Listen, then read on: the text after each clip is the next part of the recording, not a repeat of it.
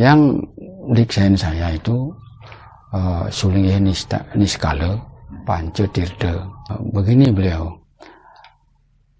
Yani nira mungkin nira ngicen adan pasak sampunang nage-nage. Sampunang bikin onar. Sira jo mintonin pasak sekanton hidup menang. Sapone kayak gitu. Nira niksain, nah didiksa lah yang di atas laut, di atas segara.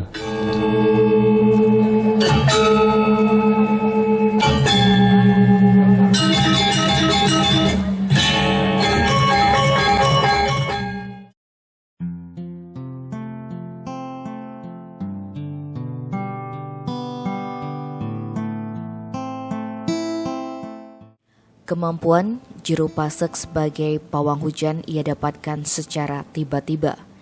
Ia tidak pernah berguru dan tidak pernah belajar dari sastra, namun ia menyebut jika leluhurnya 700 tahun yang lalu adalah seorang pawang hujan.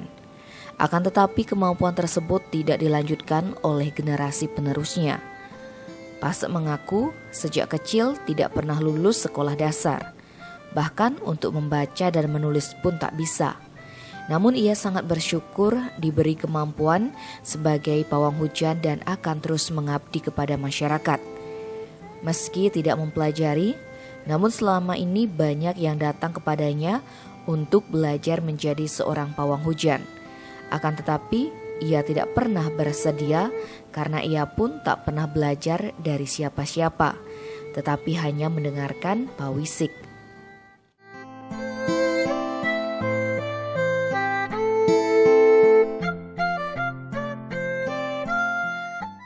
Katanya saya dulu 7 undak itu ya, 7 tangga itu kan 700 tahun. Katanya orang-orang keluarga sentananya beliau itu tidak mau ngambil seperti ini. Nah, memang saya percaya bahwa seorang Lingser itu orang yang seperti ini, orang yang bodoh, tulus. Baru setelah saya begini terkenal, baru saya di SD saya tidak naik 3 kali karena baca tak bisa. Iya, setiap ada gini saya pulang kerja bokor dari SD, saya kerja bokor dari SD kelas 3. Saya sedang cari uang aja. Makanya saya percaya sama bos beliau. Nire cari orang yang bodoh, bukan orang pintar. Makanya kan begini spiritual seperti ini harus satu ngambil geginan. Apa geginan itu? Profesi.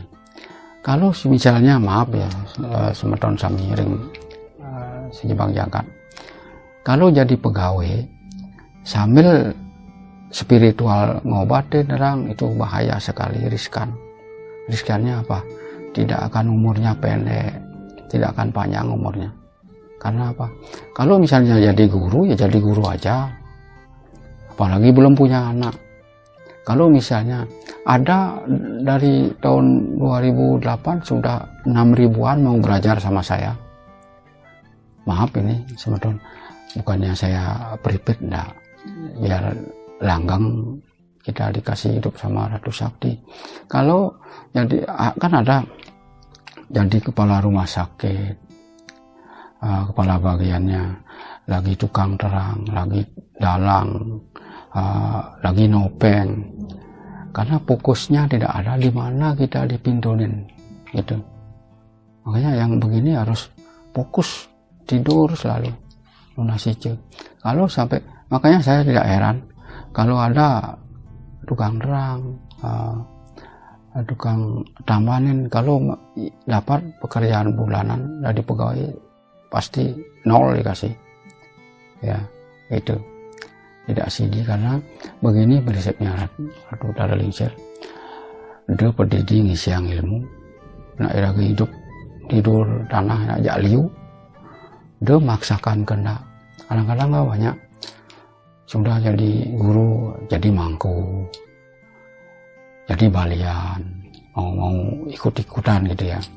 Ada lagi patalnya sudah jero mangku banyak kesini mau belajar biar sakti seperti jero. Karena waktu hujan itu hujan angin sudah seminggu, saya datang diam langsung datanglah ke sini minta kartu nama, sekarang habis kartu namanya. Jero ada nomor telepon kan? Nanti yang datang ke sini saya bilangin Swastiastu, Jero ngomong-ngomong gitu, Jero bisa anak saya belajar seperti Jero biar sakti, kan gitu. Weh ampura belajar napi tiang nak refleks, mendawak niku bakar tangan langsung diem. Itu refleks, ada wisik dari kuping saya lakukan.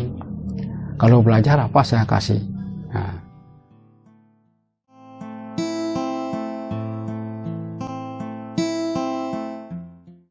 Sebelum diberi gelar Jero Pasek, pria bernama Imade Sucipta akhirnya didikse oleh seorang Sulinggih Niskala. Sulinggih tersebut bergelar Pancetirta, yaitu Ide Empu Hyang Genijaya dari Lempu Hyang Madya, Empu Semeru dari Pedarman Pasek Besakeh, Empu Gana dari Punduk Dawa, Empu Kuturan Malinggih di Pura Silayukti, dan Empu Baradah yang melinggih di Jawa Timur. Kelima Sulinggih itulah yang melakukan pediksaan terhadap Imade Sucipta di atas lautan secara niskala. Ia kemudian diberi gelar Jero Pasek dan diberi perucut rambut seperti Dewa Siwa. Ia pernah tidak menggunakan perucut rambut namun menggunakan udeng setiap melakukan nerang. Saat itu ia merasa sangat arogan dengan kemampuan yang dimiliki karena sering menantang ketika nerang. Kemudian ia pun didatangi oleh Sulinggih Pancetirta tersebut, lalu memintanya untuk lebih mawas diri dan menghilangkan ego. Rambut di perucut itu adalah simbol siwa agar ia lebih bisa mengendalikan ego dan hawa nafsu.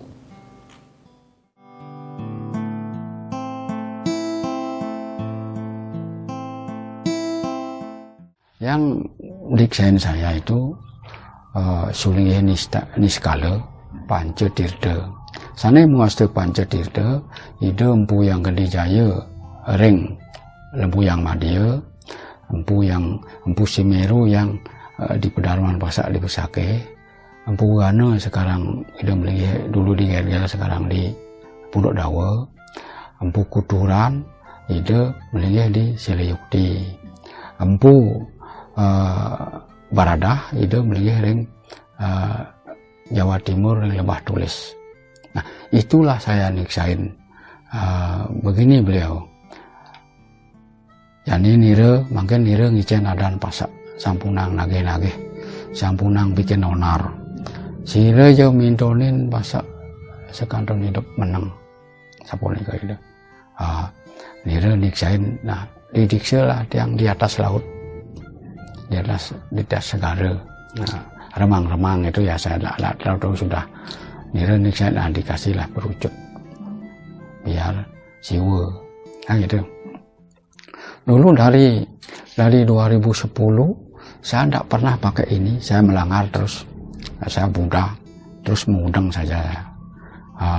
Karena saya umur begini datang beliau, karena di mana-mana ada nerang orang bikin hujan, saya nantang menaik ke loudspeaker itu. Sampunang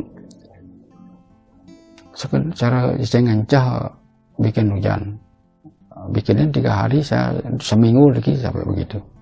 Nah, akhirnya malam-malam saya dicari, Pasek Bayu Sapli hidup nu karikar ngasan tua, punang nantang-nantang kedap, nah nire sami wenang kedap itu. Napi mungkin siwa punut pangpolos, perucut tegel rambutnya sapone kayak itu. Nah, makanya mungkin menang mandang. Di tempat ini kalau misalnya itu saya nantang gitu. Kalau lancingan ini begini ya, kalau Sulinggih sudah meramut ikat kan harus siwa istri, kamannya harus kaman sarung. Kalau saya lancingan nusuk pertiwi